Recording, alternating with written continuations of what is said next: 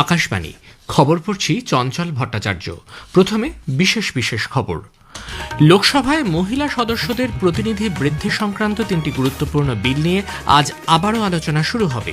এর আগে গতকাল আলোচনায় অংশ নিয়ে বিরোধীদের আশঙ্কা খারিজ করে প্রধানমন্ত্রী স্পষ্ট বলেছেন, ডিলিমিটেশন বিধি বাস্তবায়নের সময় কোনো রাজ্যের প্রতি অবিচার করা হবে না। পশ্চিমবঙ্গের প্রথম দফার বিধানসভা নির্বাচনের জন্য 21শে এপ্রিল এবং দ্বিতীয় দফার জন্য 27শে এপ্রিলের মধ্যে বাদ পড়া ভোটারদের নাম ট্রাইব্যুনালে ছাড়পত্র পেলে তাঁরা ভোট দিতে পারবেন বলে সুপ্রিম কোর্ট নির্দেশ দিয়েছে। ভারত ও অস্ট্রিয়া খাদ্য নিরাপত্তা বিষয়ক একটি সমঝোতা স্মারকপত্র স্বাক্ষর করেছে। ইসরায়েল ও লেবাননের মধ্যে 10 দিনের সংঘর্ষ বিরতি কার্যকর হয়েছে। আইপিএল ক্রিকেটে পাঞ্জাব কিংস মুম্বাই ইন্ডিয়ান্সকে 7 উইকেটে পরাজিত করেছে। কলকাতা নাইট রাইডার্স আজ গুজরাট টাইটান্সের বিরুদ্ধে খেলবে। আসছি বিস্তারিত খবরে। লোকসভা গতকাল অনেক রাত পর্যন্ত 2026 সালের 131তম সংবিধান সংশোধন বিল, ডিলিমিটেশন বিল এবং কেন্দ্রশাসিত অঞ্চল সংক্রান্ত আইনের সংশোধনী বিল নিয়ে আলোচনা করেছে। লোকসভা এবং বিধানসভাগুলিতে মহিলাদের প্রতিনিধিত্ব বৃদ্ধি করার লক্ষ্যে এই বিলগুলি আনা হয়েছে। 106তম সংবিধান সংশোধনী আইন বা নারী শক্তি বন্ধন অধিনিয়ম লোকসভা এবং বিধানসভাগুলির মোট আসনের 1/3 মহিলাদের জন্য সংরক্ষণের উদ্দেশ্যে তৈরি করা হয়েছে। লোকসভায় গতকাল আইনমন্ত্রী অর্জুন রাম মেঘওয়াল সংবিধানের 131তম সংশোধনী বিল সহ বাকি বিলগুলি পেশ করে দিনটিকে ঐতিহাসিক হিসেবে বর্ণনা করেন। শ্রী মেঘওয়াল বলেন, সারা দেশে সমানভাবে আসন বণ্টনের জন্য লোকসভার বর্তমান আসন সংখ্যা 50% বাড়িয়ে 815 করার প্রস্তাব রাখা হয়েছে। এর মধ্যে 272টি আসন নারীদের জন্য সংরক্ষিত থাকবে। যেহেতু 2027 সালের আদমশুমারির ফলাফল হাতে আসতে দেরি আছে, তাই আপাতত 2011 সালের জনগণনা অনুযায়ী সীমানা পুনর্বিন্যাস করা হবে। আলোচনায় সংক্ষিপ্ত অংশ নিয়ে কেন্দ্রীয় স্বরাষ্ট্রমন্ত্রী অমিত শাহ সীমানা নির্ধারণের পরে দক্ষিণের রাজ্যগুলিতে লোকসভার আসন সংখ্যা হ্রাস নিয়ে বিরোধীদের আশঙ্কা খারিজ করে দেন। তিনি স্পষ্ট জানান, কোনো অঞ্চলই প্রকৃত অর্থে আসন হারাবে না। দক্ষিণের রাজ্যগুলিও এক্ষেত্রে ব্যতিক্রম হবে না। পরিসংখ্যান দিয়ে তিনি বলেন, 543টি আসনের লোকসভায় বর্তমানে দক্ষিণের রাজ্যগুলির সদস্য সংখ্যা 129, অর্থাৎ 23.76%। এই আসন সংখ্যা বেড়ে 195 পর্যন্ত হতে পারে। তিনি আরও জানান, জনসংখ্যার পরিবর্তন এবং নিরপেক্ষতা ও স্বচ্ছতা বজায় রাখার লক্ষ্যেই এই পদক্ষেপ।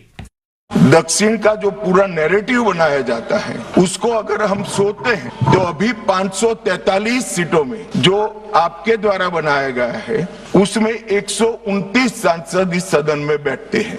मान्यवर, लगभग 23.76% दक्षिण के सांसदों का यहाँ शक्ति है।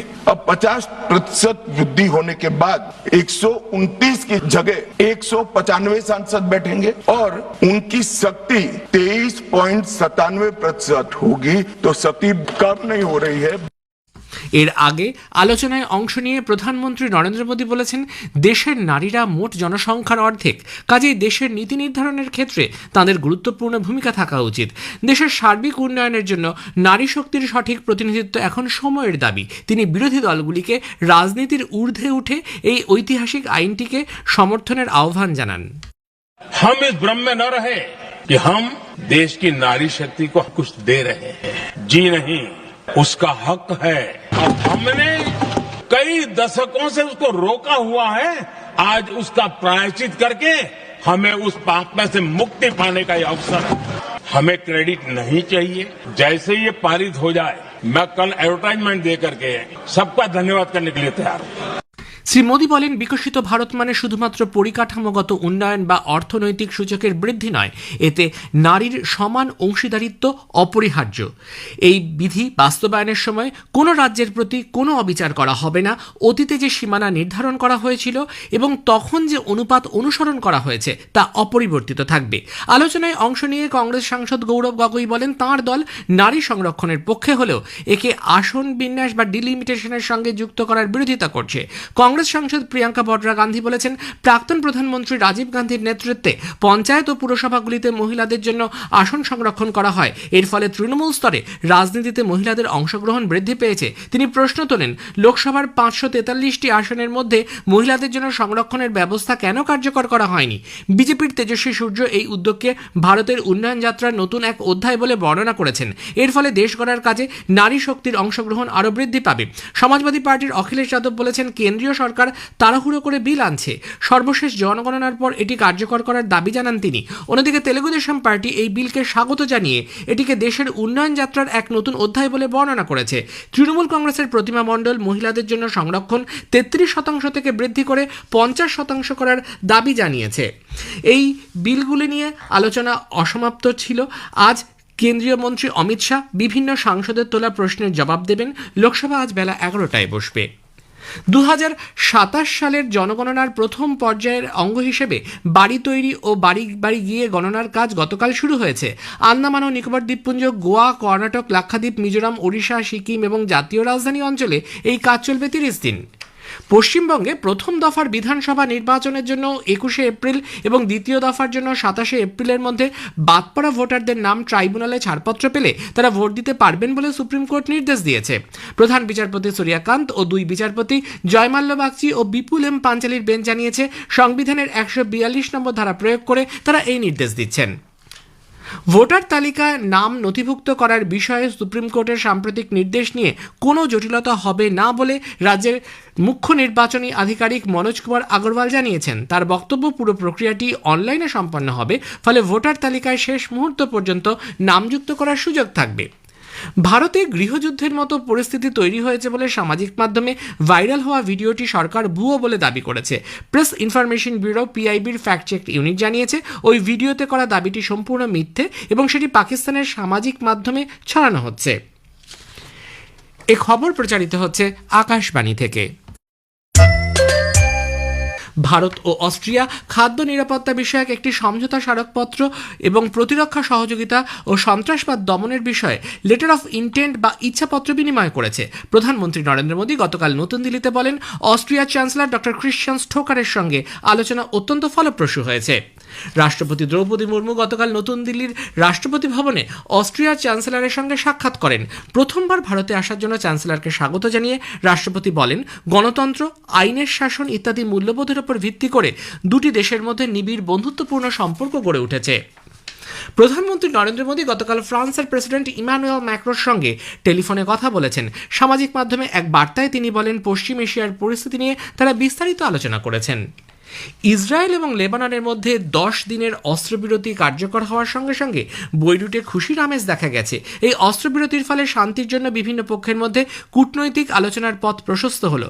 মার্কিন বিদেশ দফতর জানিয়েছে, এর ফলে ইসরায়েল এবং লেবাননের মধ্যে নিরাপত্তা এবং শান্তি সংক্রান্ত একটি স্থায়ী চুক্তি কার্যকর করা সম্ভব হবে। লেবাননের সে দেশের বিভিন্ন অংশ থেকে ইসরায়েলের বাহিনী প্রত্যাহার করা এবং ইসরায়েলের কারাগারে আটক তাদের নাগরিকদের মুক্তির দাবি জানিয়েছে। তবে ইসরায়েলের প্রধানমন্ত্রী বেঞ্জামিন নেতানিয়াহু স্পষ্ট করে বলেছেন, হিজবুল্লাহ গোষ্ঠীকে নিষ্ক্রিয় না করা পর্যন্ত দক্ষিণ লেবাননে তাদের বাহিনী থাকবে। এর আগে হিজবুল্লাহ যুদ্ধবিরতি সংক্রান্ত এই আলোচনার বিরুদ্ধে মত প্রকাশ করেছে, তাদের এই আলোচনায় নেওয়াও হয়নি।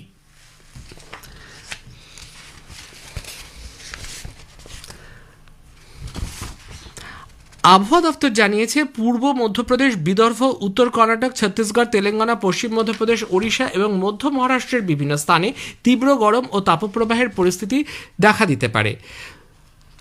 আগামী 2 দিন গাঙ্গেয় পশ্চিমবঙ্গ, ওড়িশা, উপকূলীয় মহারাষ্ট্র, উপকূলীয় অন্ধ্রপ্রদেশ, গুজরাট, তামিলনাড়ু, পুডুচেরি, করাইকল, উপকূলীয় কর্ণাটক, কেরালা এবং মাহেতে গরম ও আর্দ্র আবহাওয়া থাকবে।